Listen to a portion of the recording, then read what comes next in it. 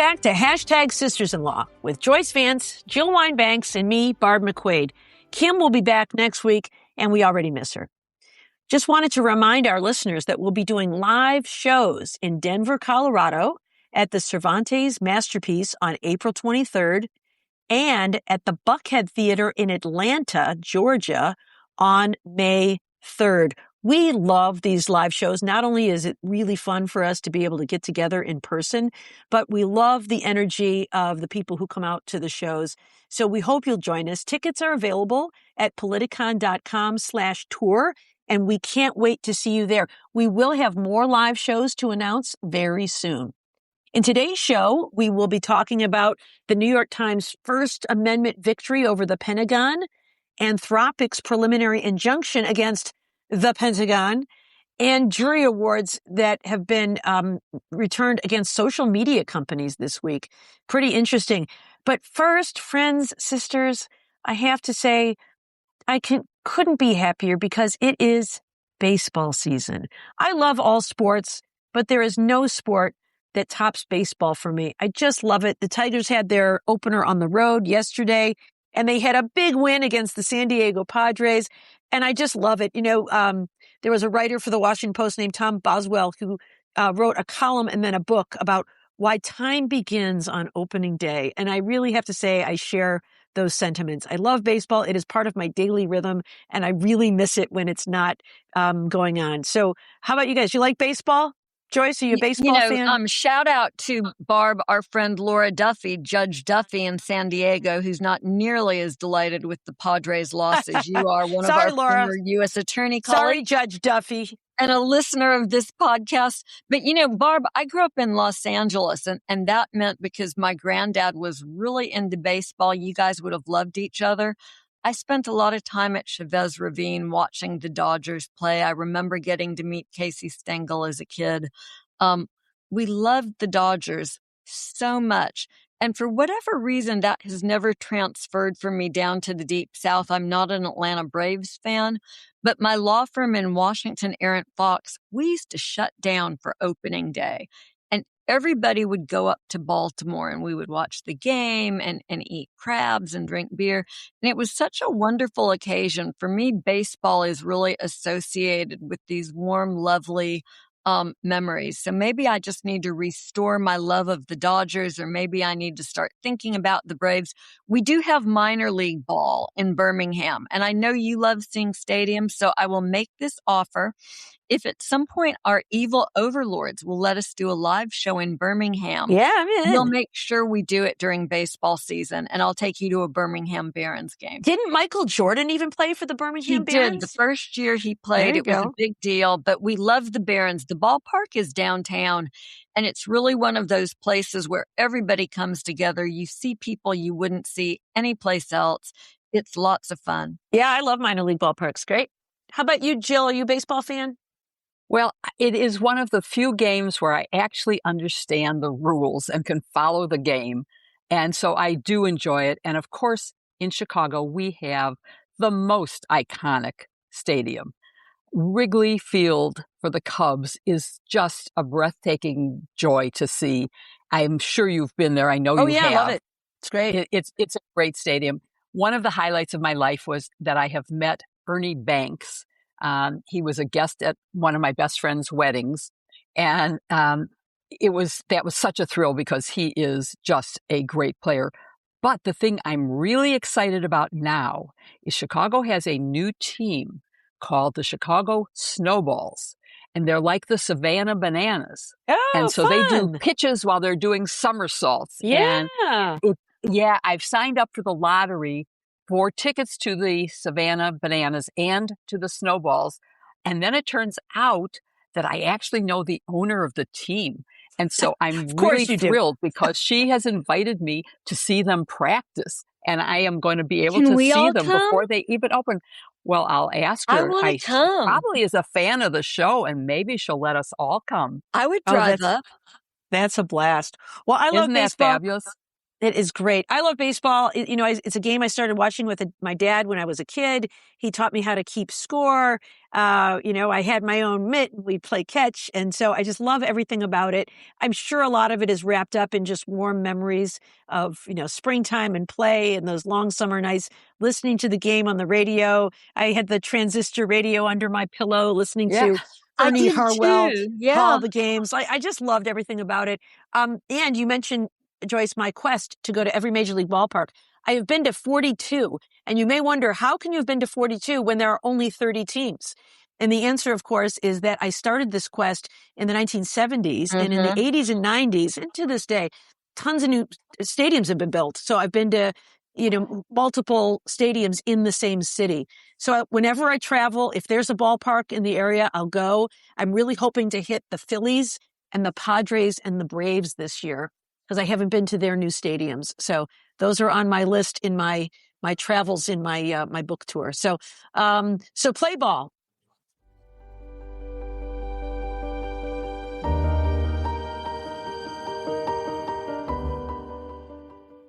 DeleteMe makes it easy, quick, and safe to remove your personal data online at a time when surveillance and data breaches are common enough to make everyone vulnerable. It's worse than you think. Data brokers make a profit off your data by commoditizing everything you do online, even if you think you have nothing to hide. And I'm sure everyone knows that anyone on the web can buy your private details like your social security number, address, contact info, family connections, and so much more. This can lead to identity theft, phishing attempts, and harassment. But now you can protect yourself and your family's privacy with DeleteMe. Consider it like your personal warrior defending your data, autonomy, and privacy. Even if you're not a public figure, in the internet age, all of us are potential targets for malicious actors, blackmailers, and worse. Especially if you have minors or children in your family, DeleteMe is a must. Once we got started with them, the peace of mind was such a relief. I trust them to protect me, my sisters, and my loved ones. And I know that they can help keep you and your family safe too. Join us and refuse to be a victim. Start taking steps to protect your privacy today with DeleteMe. New York Times Wirecutter named DeleteMe their top pick for data removal services for a reason. So don't wait. Take control of your data and keep your private life private by signing up for DeleteMe. Now at a special discount for our listeners, get 20% off your DeleteMe plan when you go to joindeleteme.com/sisters and use promo code SISTERS at checkout. The only way to get 20% off is to go to joindeleteme.com/sisters and enter code SISTERS at checkout. That's joindeleteme.com/sisters, code SISTERS. And the link is also in our show notes.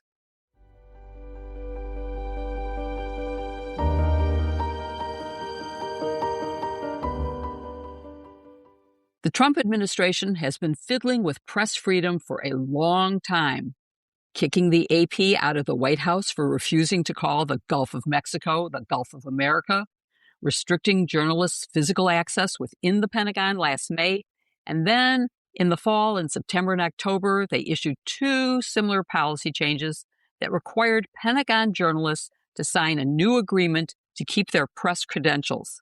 Those agreements meant, in my view, that they could not be journalists. They could not ask questions. Legitimate DOD journalists refused, turned in their credentials, and sued. The credentials were then given to Trump loyalists like Laura Loomer and Mike Lindell, hardly serious reporters. Last Friday, after we finished recording, they won big on that lawsuit. The U.S. District Judge Paul Friedman issued a 40-page ruling that parts of the Trump administration's changes to the Pentagon press policy were unconstitutional. He ordered DOD to reinstate press access for the 7 New York Times journalists who had refused to sign the new policy. And as of yesterday, not only hadn't the Pentagon done so, but they came up with what I think was their attempt to work around the judge's order. So I want to dig in with you. Barb, what were the September and October restrictions?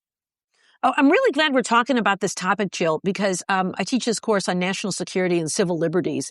And we talked about these orders when they came down in September and October. And it's interesting now to see the judge's perspective on it, because some of the issues that the court raises are the same issues that our students identified. So, some important things that the public should know is that the Department of Defense, the Pentagon, has dedicated space for journalists to be in the building. And that's important because, as the court says in its opinion, they have access. If there's a briefing that's called on short notice, members of the press can show up there. After the briefing is over, they can chat with government officials and say, can you explain this? They can provide context and other information. The reporters also develop relationships with these government officials. And so they can call them when they have a question, or they can be sources of information for them. So that's important. And so to get into this special room at the Pentagon and be able to be sort of resident there, the Justice Department has these too. You have to get a special credential, and you have to agree that you're going to follow the security protocols. You're going to have to agree you don't go to certain places. I'm going to sneak into the secretary's office and other kinds of things. And so getting one of these press credentials was something that members of the press have done for decades. Well, in September, to finally get to your question, the Pentagon put out a policy that said all members of the press, in order to get this press credential and have permission to come inside the building, were required to read the policy and sign off on a form agreeing to be bound by this policy under penalty of potential revocation of that credential. And one of those policies was that you would not disclose any information that was not explicitly authorized for disclosure by the Pentagon. So, think about this. From time to time, you get leaks, you get people sharing information on background, you get people saying things that they want to disclose because they think that there is some problem with a policy. That's how we become aware of certain things. So that was in September. In October, there were complaints about this policy coming down. And so in response to complaints, rather than withdraw the policy, the Pentagon actually just provide more detail. And they said a couple of additional things that I think were even more alarming, which is that journalists were not only not permitted to print information that was not authorized by the Pentagon, but they could not solicit information from members of the Defense Department that was not approved public information.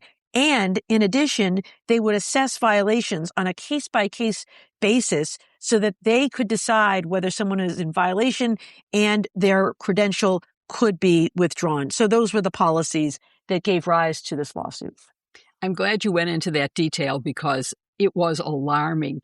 As I say, to me, this was the end of journalism. You can't ask questions if you can't solicit information.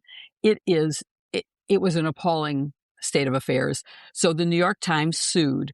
And Joyce, I want to ask you, what did they allege as the grounds for their lawsuit? And what did the Pentagon argue in defense of that?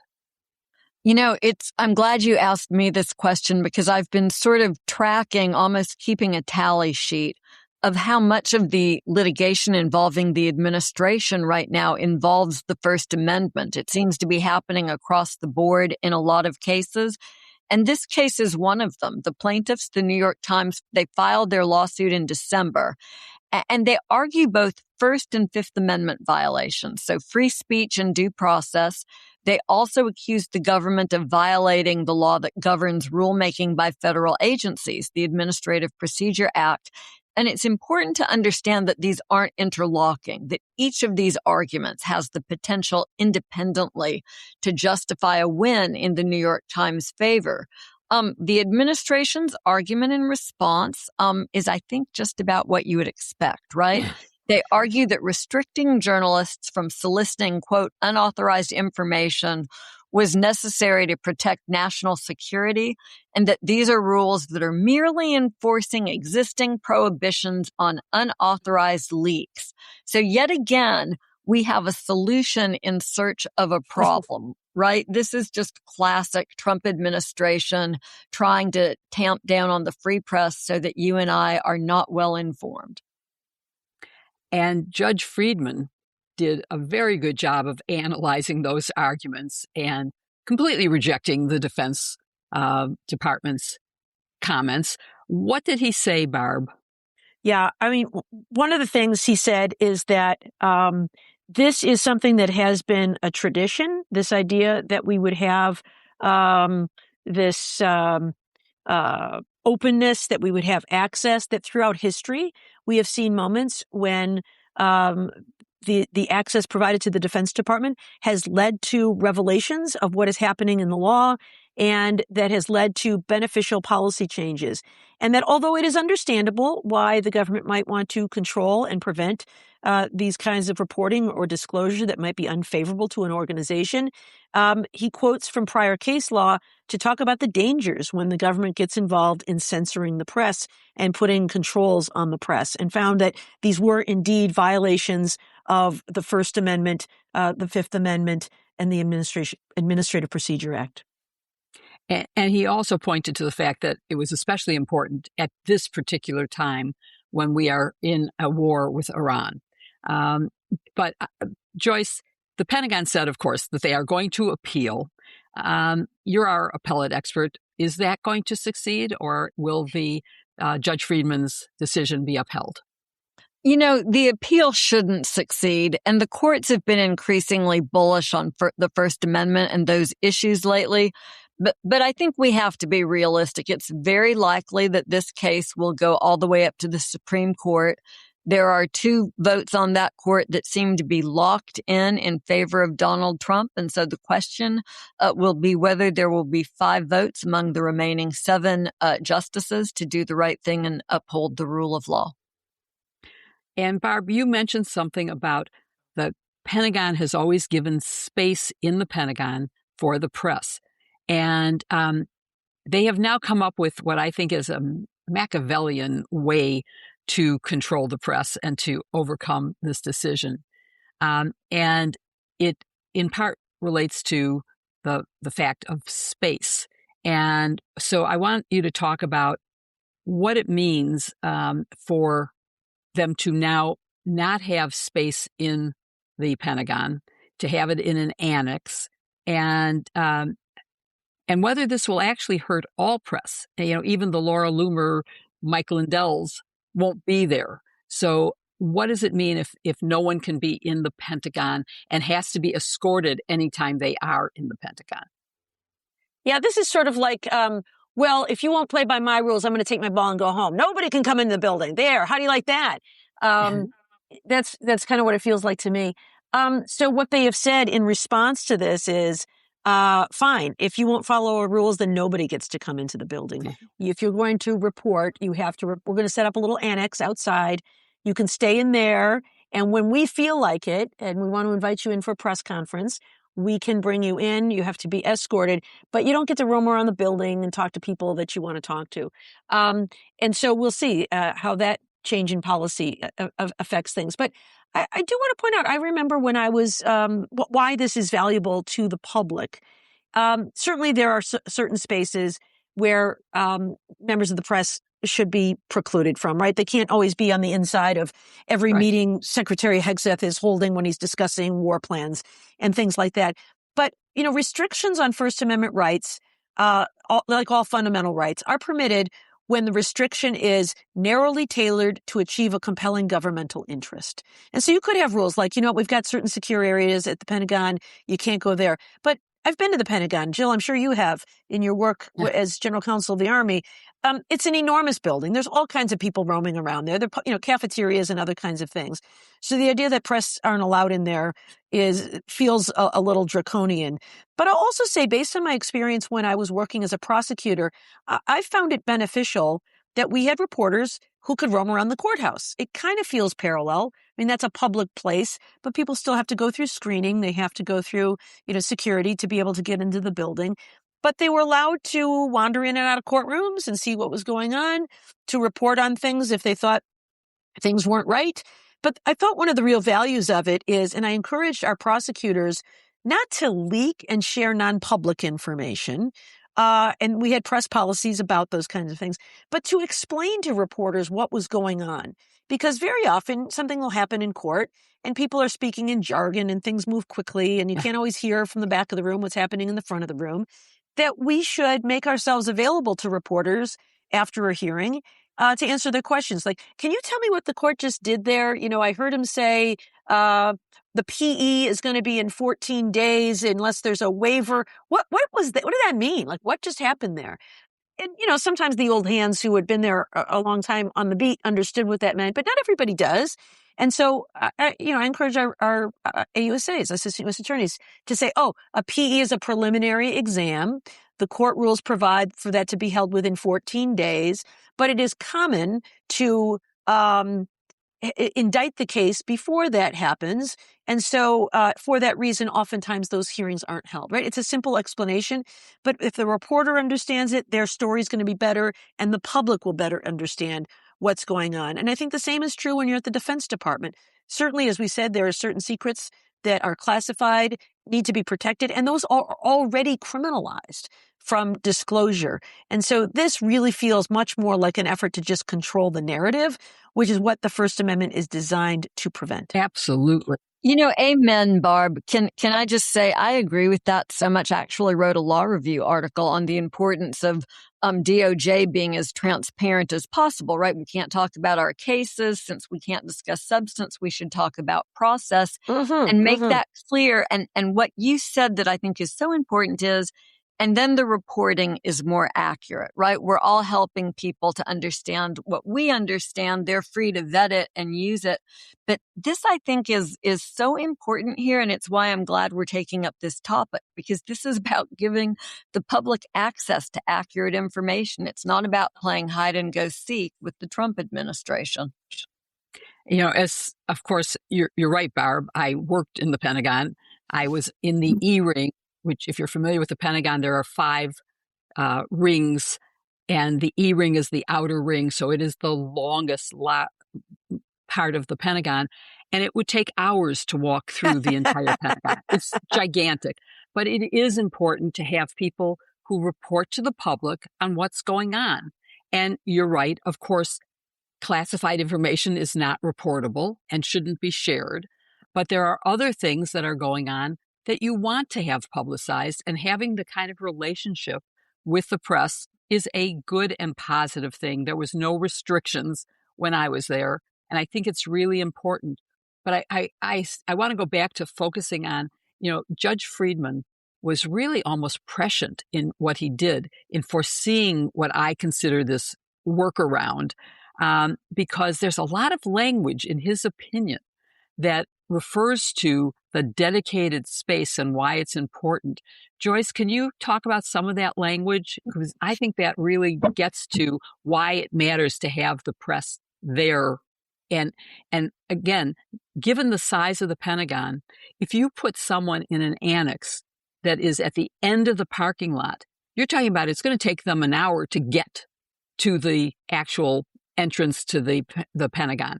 And so being inside is very, very important. Talk about that. Yeah, I mean, if you move somebody, to an outbuilding away from the main house, it's hard for them to get dinner while it's still hot, right? The most recent reports that I've seen, and Jill, you know the Pentagon way better than I do, but it sounds like the move is from this long-standing indoor workspace that's known as correspondence quarter to this external annex. So that just sounds like it's designed to keep them from doing their jobs. And the decision to do this is clearly a direct response to this ruling that we're talking about that finds that the Pentagon's strict media policies are unconstitutional. I think the timing issue here is a very interesting one, right? The new and improved press workspace will be available when ready, but there's no specific date that's been provided for when that facility will be fully functional. And I mean, we're laughing about it because what else are you going to do? But I'm glad that the Times brought this lawsuit. It took them a little bit of time to file after the Pentagon did this. I think everybody was shell-shocked and trying to figure out what it meant and if some sort of voluntary settlement was possible. I'm glad they're in court. I think it's reassuring that they've won. Unfortunately, I think the takeaway from this conversation about remote annex space is that the government is not acting in good faith. And the silver lining to that is that what they're doing here will only make the New York Times case stronger on appeal.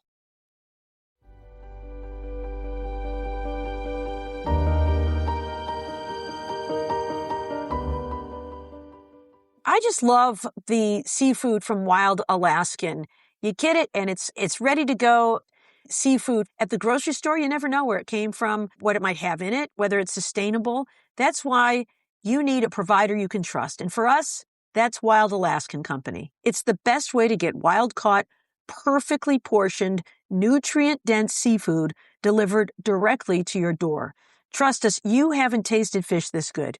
We always recommend them, and it's wonderful to know our friends, family, and I are getting the best. Everything from Wild Alaskan is 100% wild caught and never farmed.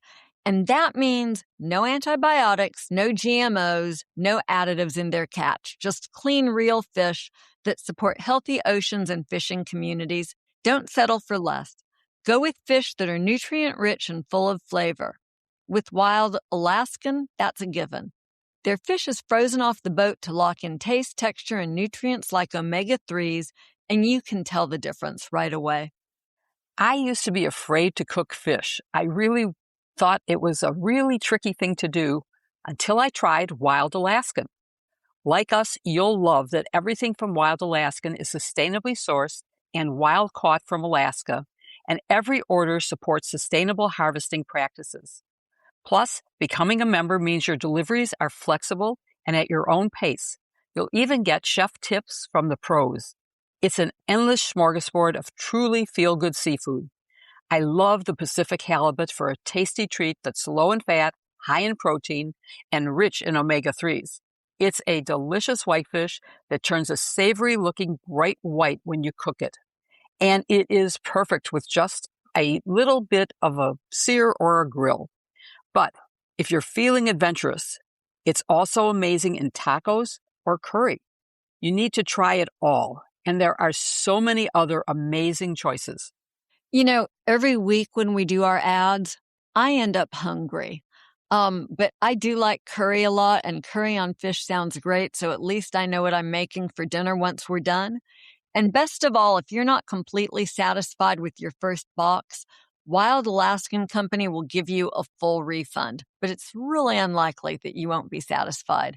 They don't ask any questions. There's no risk. It's just high quality seafood. Not all fish are the same. Get seafood you can trust and enjoy. Go to wildalaskan.com/sisters for $35 off your first box of premium wild-caught seafood.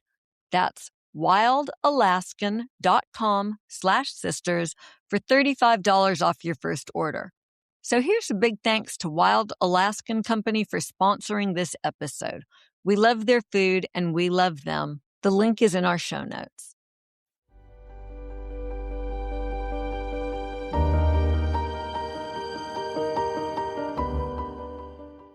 Well, sisters, I have a question for you that's not actually about the legal topic to start this off, but do you guys use AI at all for anything? I've been using it a little bit, more for personal things. Like, I have a group of friends in town and I want to go out to dinner, to a place with good food, reasonable prices, and doesn't require a reservation on a Friday night. And they'll give you like, here are 5 restaurants that meet your description. So I've been using it for those kinds of things. I haven't used it for work so much, although my students say they use it all the time to generate like hypos for them, to summarize documents, to shorten papers. So, it's definitely of growing use. My students use it too. And my daughter, who's a climate scientist, they use it to create these closed universes and summarize their work. But I'm like you, my biggest use, and I use ChatGPT, is if I want to go hiking on the weekend, I'll say, give me a hike that's really good at this time of the year, that's within, the trailheads within 30 minutes. It's fabulous for that. Jill, are you using it at all? I have used it to write a poem with an invitation to my best friend for spending time together. And it did such an amazing job. I couldn't believe it. And I was first introduced to it by an expert in the field. I was at a Chicago network dinner and I had never used it. And she said, well, what do you have coming up? I said, well, I have a speech to the American Bar Association. She said, give me 5 things you want to say in it, and talk into my phone. And I did. And it wrote a speech that if I had showed up and had nothing to say, I could have actually delivered. I didn't, because it wasn't in my voice. It wrote but a I speech? have a feeling if I wrote a speech, honest to God, and I mean, I said, here's the things I want to cover. And it wrote those 5 things up. It was amazing. And that was ChatGPT. Now, of course, I have a connection to Anthropic and Claude. So I have signed up for Claude, and I'm going to have to test Claude and see what he does for me. Well, and that takes us just to the point of today's topic, because, a lot of people, including the government, are using AI and these large language models and Claude, which is Anthropic, and the lawsuit that we've discussed in past episodes of the podcast back in the news this week, because there was a really important decision earlier this week. Barb, can we start here? There are so many different lawsuits percolating right now involving the Trump administration that I struggle, to be honest, to keep on top of all of them. So remind us about the Anthropic lawsuit. What's it about? Who sued who? Yeah, and Joyce has a great analysis of this lawsuit as well in her Civil Discourse Substack today. So certainly recommend that to everybody. What's great about your Substack, Joyce, is you'll take these legal issues in the news that matter, do a deep dive. And my favorite thing is that you often paste right into the Substack a portion of the original documents, like a relevant portion of it. And I know you did that in this one. So I read that. And I'm I thought it was nerdy. terrific. I like to go back and read the original documents. Me not just too. the reports. Yeah. You know what I have no time for? Dear members of the media who are out there listening, do not write an article in your publication without linking to the original document. It'll say, a brief was filed today where the government argued X, Y, and Z, or an indictment was filed, a complaint was filed. Give me a link, man. I want to look at the document. So some publications are better at that than others. And Joyce not only links to it, she'll also take a screenshot of a relevant provision, which I really like to see. So that's great. But anyway, to answer your question, this you may recall, and I think we have a little bit of insight in retrospect about what prompted this. So the Defense Department uses Claude, which is an AI platform. It's an AI model, and it's part of the company called Anthropic.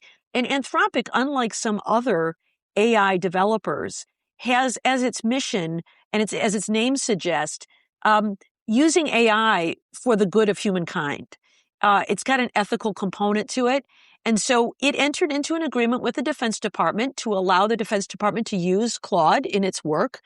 But one of the provisions was that Claude not be used for either mass surveillance of the American people or to identify military targets. And that was in the contract. And it came to a head. And I remember at the time thinking, what was this? So there was some speculation that maybe it was war games or tabletop exercises that caused them to realize this could be a problem. It happened just on the eve of the Iran attack. And so I think in retrospect, it probably related to that. That is my speculation. But what they said to Anthropic is, no, we're going to do this. First they asked, can it be used for this purpose? And they said, no, that is not the use case that we have developed. We do not know that it can be done ethically. And that's why we entered into that contract with you that said it cannot be used for that purpose. And then the Defense Department said, well, unless you give us permission by 5:00 tomorrow morning, this deal's off. We are canceling this deal. And Anthropic said, no, we just don't think it can be used safely and that we've never tested it for that. That's not our use case. That's not how we think about this. And so at 5:00, 5:01, they canceled the contract. And not only did they cancel the contract and say, we're not going to use you, they went even further. And while these negotiations were going on, they said a couple of things. They threatened them with, number one, we're going to threaten you under the Defense Production Act, and we're going to make you do this for us. Remember, we talked about the Defense Production Act way back in the COVID days, because that is a statute that says the government may order companies to produce what they produce and sell it first to the government before they sell it to private companies. So if I need tanks, I can say to General Motors, you got to make me some tanks. I'll pay you for them, but you got to make me some tanks because we need them in the national defense. That's the Defense Production Act. They said, we're going to make you do that, Anthropic. The other thing that the government threatened was to designate them as a supply chain risk. This is something that is typically done for companies that are headquartered in hostile foreign nations. Maybe like a Chinese company that is producing software might be something that gets designated a supply chain risk. And so that's what they did. They designated Anthropic a supply chain risk. It's highly unusual to see this happen to an American company, but that is what Anthropic is challenging in this lawsuit.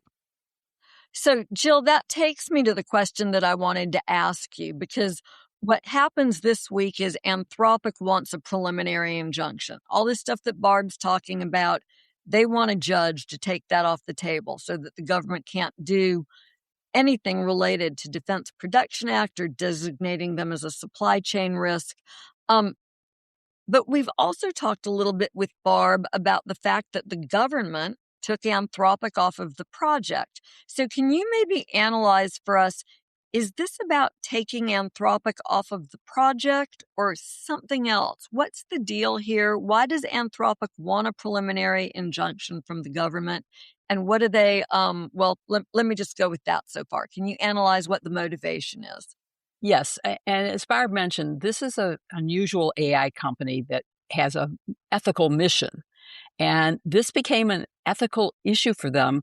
They didn't want autonomous weapons, fully autonomous. They wanted human oversight. They didn't want mass surveillance because they said they hadn't tested Claude for that and that it wasn't safe to use for those purposes. But it wasn't that they just wanted an injunction or to be on this contract in particular. In fact, they said, hey, it's up to you who you contract with for this. We'll even help transition if you pick someone new. They weren't really being sticky on that. They didn't want to be barred from all other government contracts or from working with other government contractors who have Pentagon contracts. And the way this was phrased was, if you are a government contractor and you work with Anthropic, you're going to lose your government contracts. So it was a real threat, not just to billions of dollars in revenue for Anthropic, but from the government, but from other contractors. And that was, I think, the real problem, was this supply chain risk, which, as Barb said, it's been applied to foreign countries, that you can't rely on them because they might do something bad to us or use it against us in some way. And so I think that's really what was of more interest to them.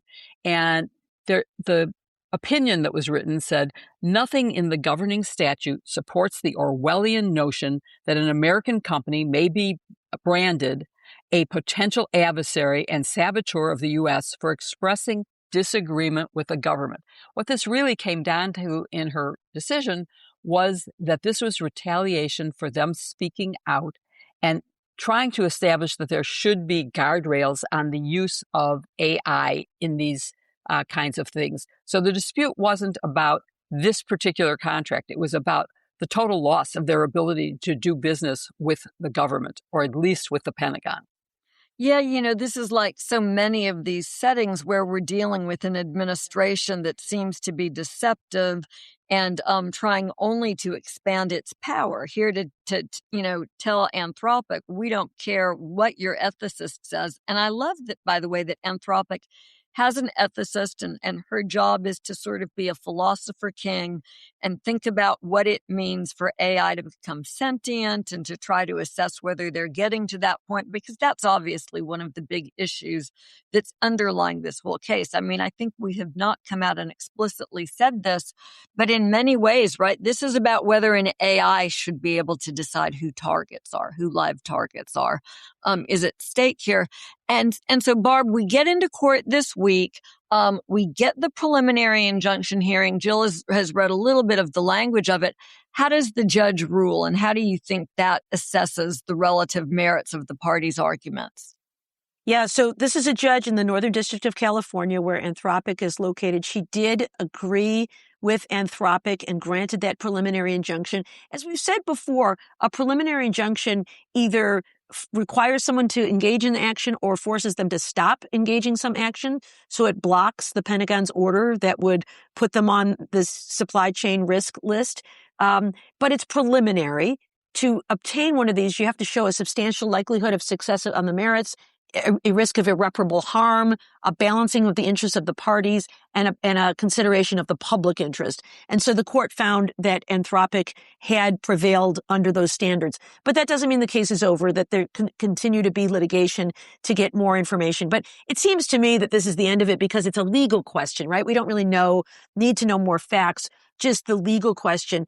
And it seems to me that what really is going on here is an effort to just punish Anthropic for doing what the government, for refusing to do what the government demanded.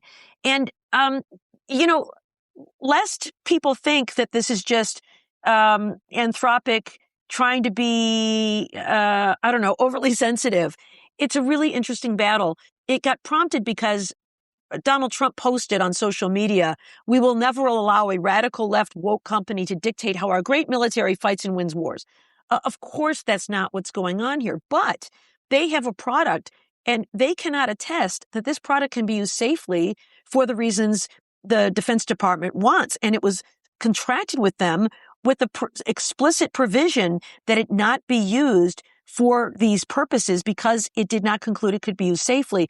Joyce mentioned that they've got an ethicist. They also have a constitution that talks about the way their company is run and will not be run. And so imagine if you had some other product, a lawnmower, and you said, you can use this product to mow lawns, but it cannot be used for other purposes. Like, don't try to use the lawnmower to cut your hair because we don't think a lawnmower can be safe to cut your hair, right? And they said, we're going to use it anyway to cut people's hair and don't tell us how to do things. The lawnmower company would say, we are not guaranteeing our product for that purpose because it's not designed to safely cut hair. We didn't design it with that purpose in mind, and we don't think it can be done safely. And I also, we tied it to this speculation that this issue came to a head because the Defense Department was contemplating this attack on Iran and wanted to use Anthropic and Claude to help identify targets. There is some thinking that Anthropic can very quickly look at potential targets and do it much more quickly than a human could to figure out where are the targets, where we maximize lethality, which is the phrase Pete Hegseth loves to use. And again, I am speculating that it was connected to the Iran war, but keep in mind that sometimes AI can hallucinate. I recently asked it. My husband said this is the most Barb McQuaid thing he's ever heard. I asked Claude whether it thought the Detroit Tigers would win the World Series this year. He said, you couldn't find anybody else to talk to about this, so you asked your chatbot friend to talk with you about the prospects of the Detroit Tigers. And Claude came back with a nice list. It said, well, they have a very good pitching staff, and so that bodes well. They also have some pretty good hitters, but some of it's going to depend on whether they have a good season. Here's a good hitter. Maybe Riley Green will have a good season. We need Spencer Torkelson to have a good season. Okay, all makes sense. And then it said, we also need Jace Keith to have a breakout year. There is no player named Jace Keith. Only a diehard Detroit Tigers fan would know this. There's a player named Jace Young, and there's a player named Colt Keith. But those are two different players. So sometimes AI, despite the large language models out there, hallucinates and it makes mistakes. And that's why you need a human to assess the accuracy of some of the things it's doing. And recall that there is reporting. I don't know to what extent it's been confirmed by the United States, but there is credible reporting that says the United States struck an all-girls elementary school and killed 175 people in its attack on Iran. I can't help but wonder if they didn't use AI for this purpose, and AI said, oh, here's a good target with maximum lethality where we can kill 175 people, and accidentally hit a school. I don't know that. I'm speculating. But I do want to make the point that if Anthropic, who is positioned to make millions of dollars by having the Defense Department use it, says it's not safe to use our product in this way, isn't there perhaps some value in honoring Anthropic's own assessment of the safe uses of its product? You know, the real kicker for me, Barb, is the fact that Anthropic, when the government sort of said no mas, Anthropic offered to help them disentangle their relationship and get them situated with a new contractor. It wasn't like Anthropic was fighting the corporate divorce. What Anthropic was upset about was having their business killed, as Jill explained, by being designated as the first ever domestic threat to the supply chain. And so I think what you're saying absolutely makes sense. So, Jill, this is clearly not a final decision, right? There will be more in court. This was just a preliminary injunction. What do you think comes after this? What should we be looking for? Well, there will clearly be an appeal, and it's hard to predict, but I think this is a very strong case. But there's also a second case in D.C. That is raising similar issues. So there's two different paths here for Anthropic. And I just want to follow up on something Barb said, because not only should they not be retaliated against by the Pentagon, they should be celebrated by all Americans for taking a position that says, I don't care how many millions I'm going to make. I'm doing the right thing. I need to protect humanity against the use of this product for things that could be extremely dangerous. So let's celebrate Anthropic and try to replicate them with all other corporations. So I agree with that, and I wonder where you guys think that leaves us. I mean, how do we understand this case? Are there, we've sort of been dismissive, but are there legitimate reasons for the government to enter these orders or maybe some similar orders against Anthropic? Was the government's motivation here entirely impure? I mean, I think it's always important to not be sort of knee-jerk reaction critical of the Trump administration. I always try to look at it from 360 degrees, because sometimes there can be balance on both sides. Is this one of those cases where there's some reason for the government to take this position, or are they just off the reservation, so to speak? So I think, Joyce, that there is no legitimate reason for designating them a supply chain risk. And that is really the heart of what's at issue here. Is there a reason for them to have said, well, we want to be able to use your product for any lawful purpose, and we will determine what is lawful? You can't say there are two exceptions. One is for fully autonomous weapons, and the other is for mass surveillance. Those were the two big issues. But they're saying, no, that's not okay. So I don't think it's legitimate to have gone as far as they did. Canceling the contract, that's within their rights and powers. But doing what they did in retaliation for the company coming out publicly and saying, this is not safe and you shouldn't do this. There needs to be guardrails. That is not right. Yeah, I think that what I think should happen versus what I think will happen are sometimes two different things. I tend to agree with Jill, and I do think it's likely that we will see a court affirm what is happening so far in court. But there's always this deference when it comes to national security. Sometimes the courts are a little bit hands-off. I think we've seen this court to be somewhat hands-off when it comes to national security matters. Sometimes just by invoking that phrase, courts can say, executive branch stuff, we better stay out of this. So I worry a little bit that whenever you invoke national security, it's not necessarily a slam dunk. I agree, but if you look at the opinion, there's a lot in there that says this is clearly retaliation for speech. This is not a case where it was done for national security purposes. Well, let's hope that the Supreme Court, when it gets there, actually reads the lower court opinion.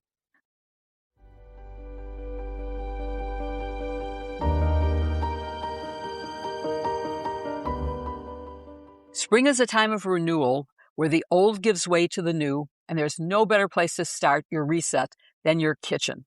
Don't just clean out the cabinets, get rid of your scratched up, difficult to clean pots and pans, and make an upgrade that will take your cookware and your meals to the next level. You've been hanging on to the old ones for far too long, and you deserve the best.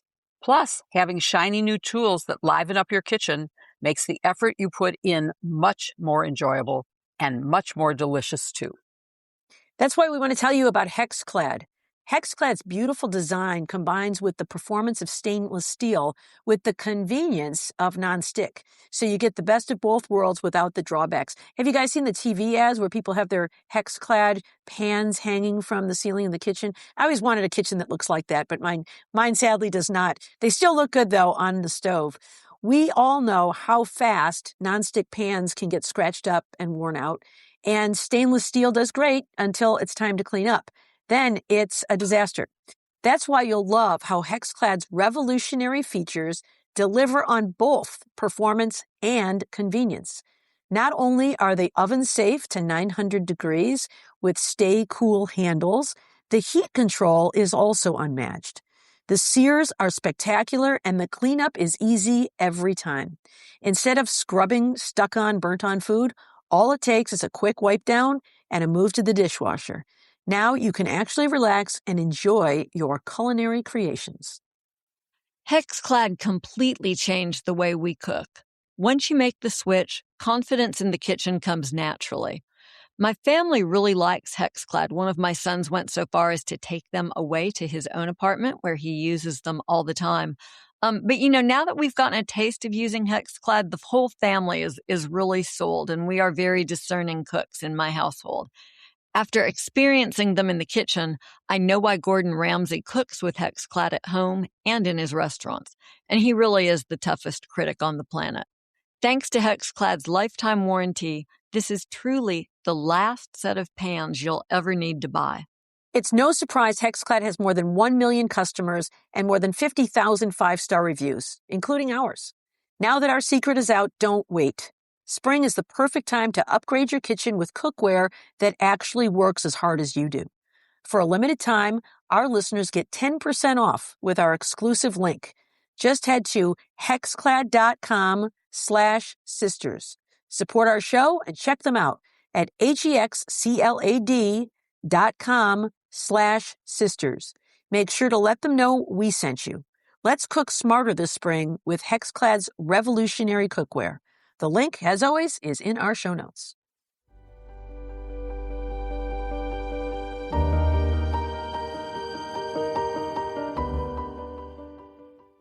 A few weeks ago, we discussed the upcoming trials in 2 cases against social media companies, one in New Mexico and one in Los Angeles. And this week, we got verdicts in both of those cases. And I have to say, I'm a little surprised. Jill, first, can you tell us about the verdict in the New Mexico case? That one came out first earlier this week. It did. And that was under state law and was about sexual or child predation. And the ruling of the jury was that Meta had not taken care to protect children from predators and held them liable. And they did it not on the basis of anything that was posted in terms of words. So it wasn't a First Amendment.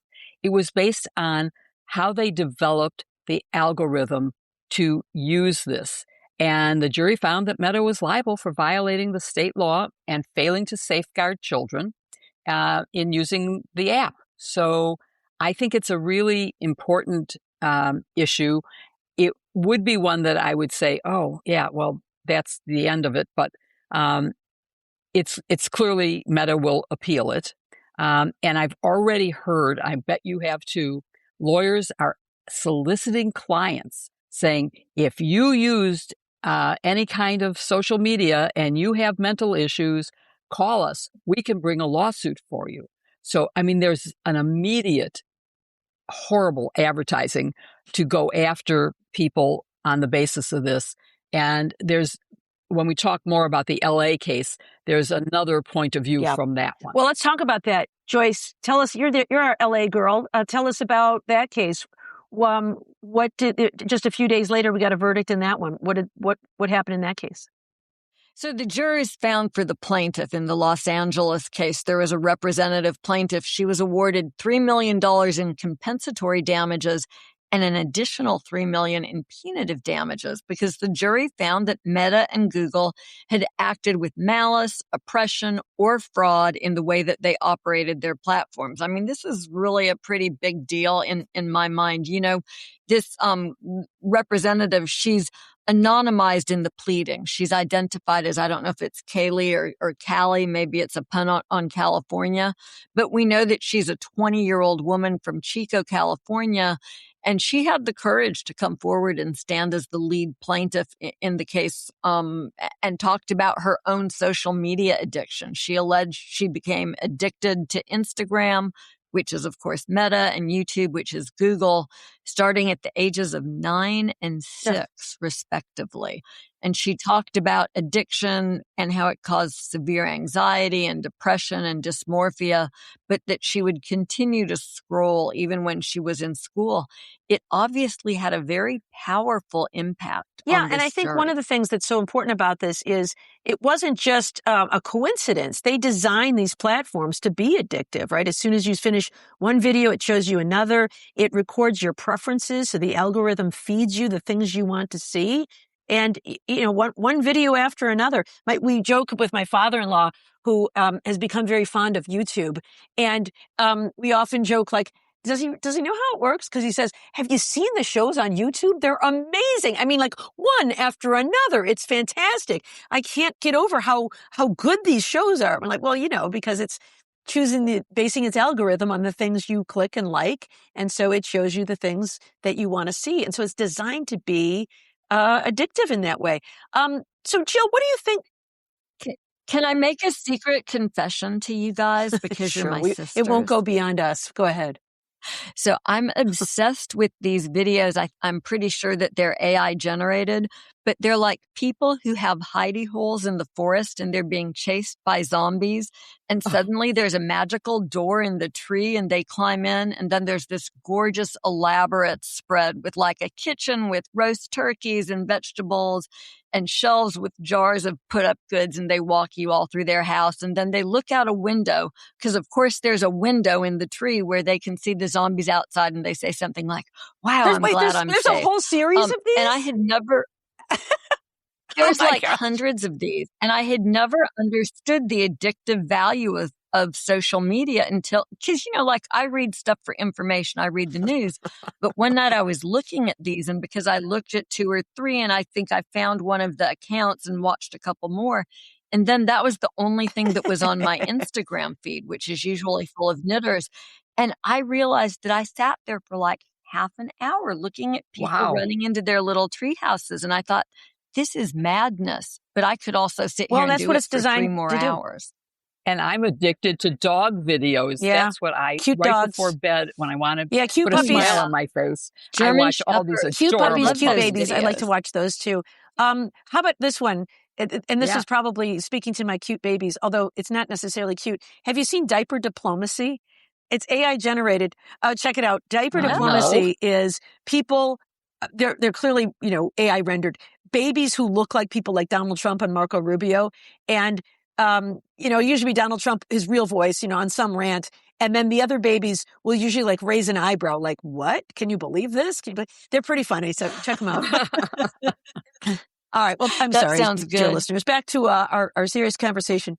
Yeah, see, because we're addicted. But I mean, I think it goes to prove that this stuff is addictive. Jill, what do you think? Sometimes we see verdicts by jurors that are based more on emotion and passion and feels than on law. Do you think these verdicts survive the appellate process? Well, it's really interesting because it is based on a deliberate choice that companies have made. And the testimony in both cases included a lot of whistleblowers from the companies.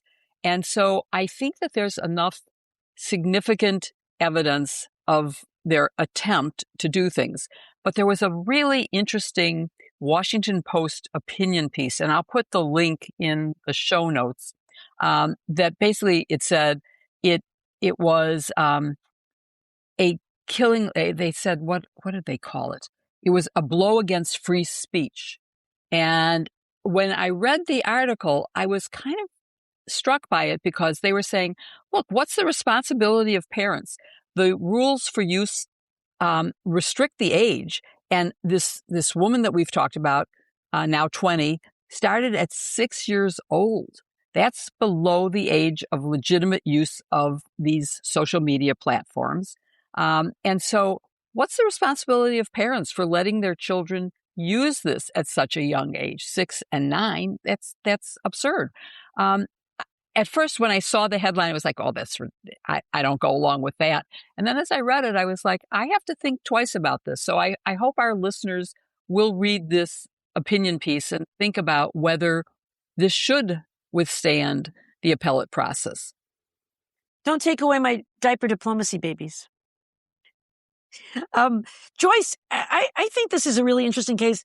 I think oftentimes social media companies hide behind the shield of the First Amendment because, certainly people have the right to post these various things on these platforms. But, sometimes it's their own conduct, their own manipulation, their own efforts to make this material addictive that is at the heart of what's wrong here, as opposed to just providing this content on their platforms.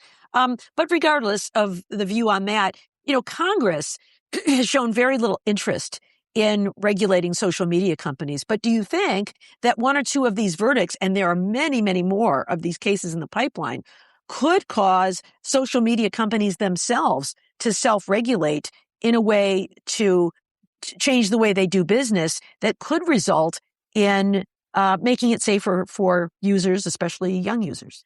Yeah, I think that that's about as likely to happen as Donald Trump directing the Justice Department to act independently of his guidance and restore ethical principles. I mean, look, here's the reality. In Los Angeles, Kaylee, the class plaintiff we talked about, she's the first of nearly 2,500 plaintiffs in a consolidated case that will take that lawsuit to trial. There are, 2,499 after her, talking about platforms like Instagram and YouTube and how they were designed to be addictive and harmful to kids. So there's a lot more cases, but the companies won't really feel any pain until they have to start paying judgments.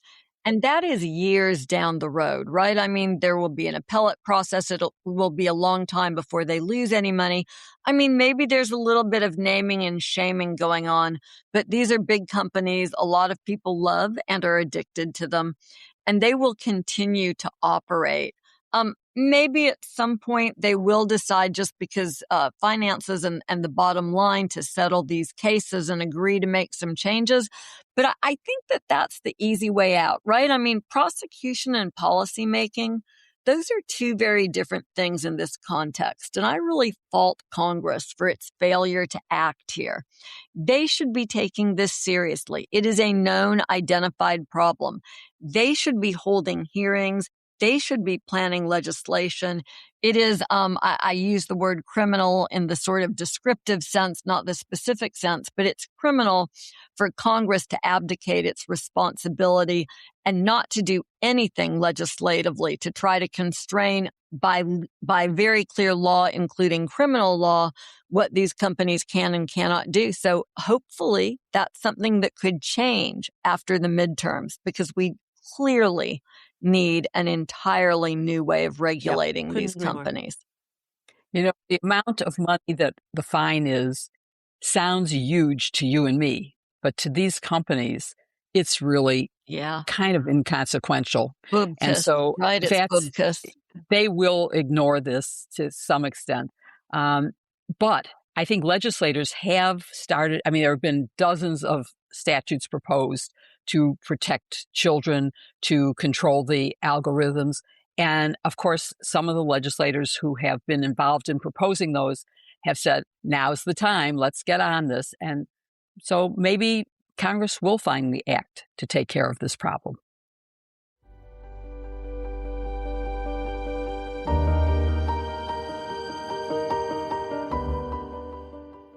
Between spring planting and trying to make our lives and habits greener, the most important appliance in our kitchens gets to work right after dinner is finished.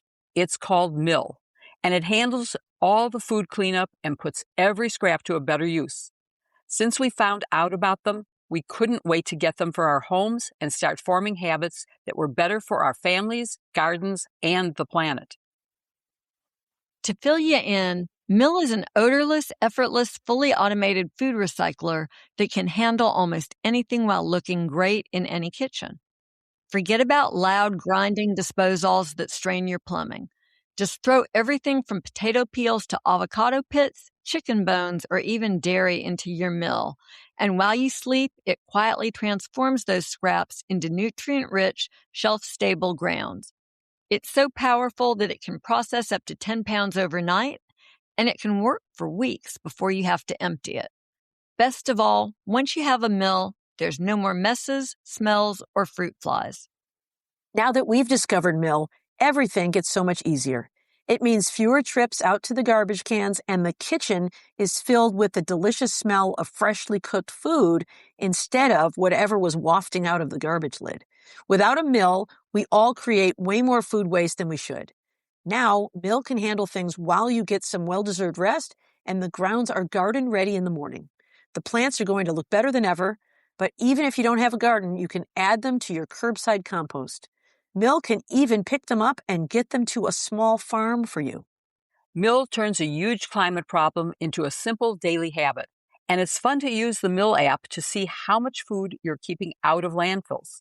So far, Mill customers have put over 15 million pounds of food to good use. Plus, they offer a 90-day risk-free trial, so if you don't absolutely love it, you can just send it back.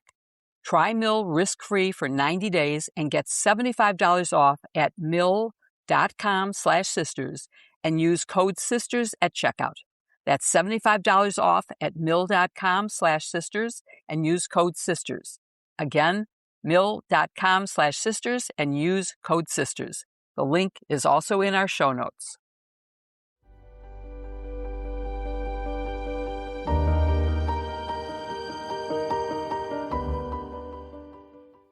Well, now comes the part of the show that really is our favorite, the part where we answer our listener questions. If you have a question for us, please email sistersinlaw@politicon.com or tag us on social media using #sistersinlaw. If we don't get to your question during the show, we'll try to answer it during our new show, Sisters Sidebar, every Wednesday. Well, our first question comes to us from ML, who asks, is it illegal to mint coins with a president's likeness while they are still living? How is it possible? We are hearing about a Trump coin being minted in time for the 250th anniversary of the United States Declaration of Independence.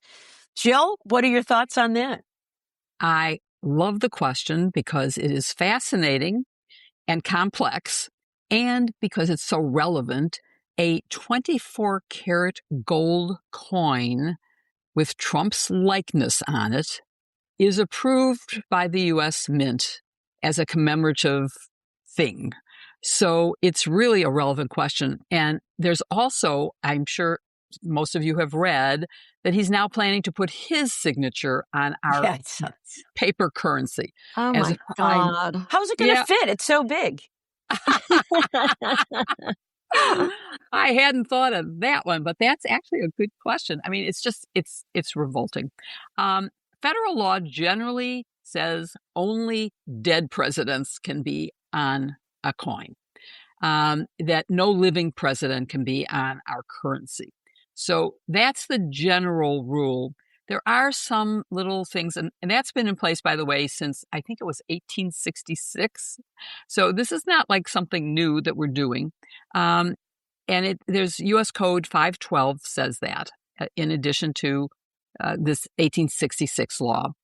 But there has been special legislation that says it gives Treasury the authority to do commemorative coins, not circulating coins, not like the quarters that you use to put in a meter, although nowadays all meters are probably using credit cards.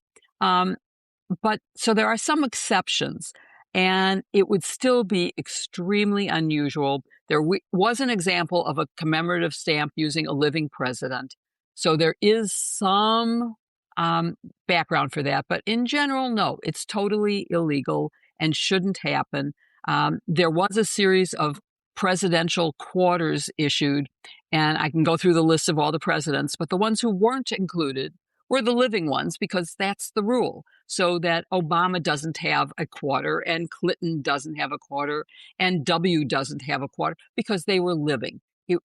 Carter at the time was still alive, and so at the time that series came out, he wasn't included.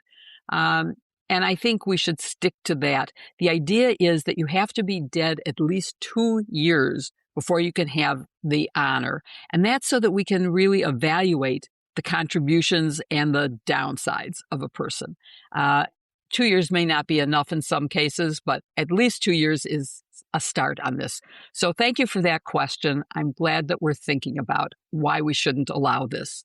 Yeah, or I guess any of the other before branding he's doing. I guess before we put President Trump's image on a quarter, we better make sure he doesn't have any scandals in his past. Oh my gosh. You think there might be some? The other thing is No. the image that he Probably wants not. to use is not Probably a not. profile, which is how most presidents are seen as in profile. It is one of those nasty, glaring, head-on ones. So really, we shouldn't be allowing that. Is like the backside going to be the red hat? Oh, I hope it's his his tennis Okay, picture. moving right along. Moving right along. Too much information. We've got another question from Mitch, who says, there are thousands of threats made against lawmakers and judges every day. Why does it seem like they are never prosecuted? Is any action taken? Joyce, what do you think about that? Yeah, Mitch, thank you for this question. I mean, there are federal judges all across the country who go home every night with a bullseye on their back because this administration seems to think that they're fair game. So I hear the point of your question. We do not hear a lot about this. Let me peel back the curtain a little bit if I can and try to talk with you about what happens.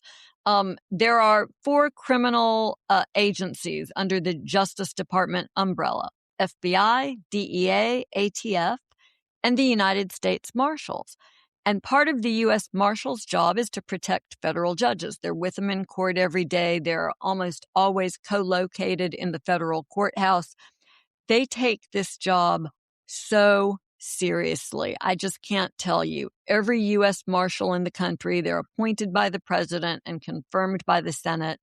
And a big part of their mission, even though they have other significant law enforcement obligations involving tracking down fugitives and enforcing some of the child pornography laws, they take protection of federal judges incredibly seriously. They work proactively to make sure that they have good security systems. And to the point of your question, when there's a threat, they go in and they investigate. And they don't wait, right? I mean, it's not like it can wait until Monday. This is a Friday at 6 p.m. They jump right in and they look at it. Sometimes a judge gets a threat and you can't really identify the source of it for whatever reason. But if they can identify the source, whether or not it's a crime, because there are First Amendment rights and some speech doesn't cross over, even though it's appalling, they go out and they talk to them. And that might not sound like very much, but it's unbelievably effective. When you have 2 deputy United States Marshals show up at your door, talk with you about the voicemail that you left on the judge's answering machine, and ask what your intentions are, most of the time people are very shaken up. They agree that they will never do it again. They're told that they'll be prosecuted if they do it again after getting the warning, because that's evidence of intent.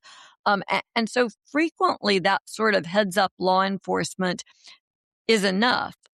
Of course, there are situations, right, like where a person is not identified or where someone acts violently as their first initial step. And that's when you end up with a prosecution, not a preventative situation.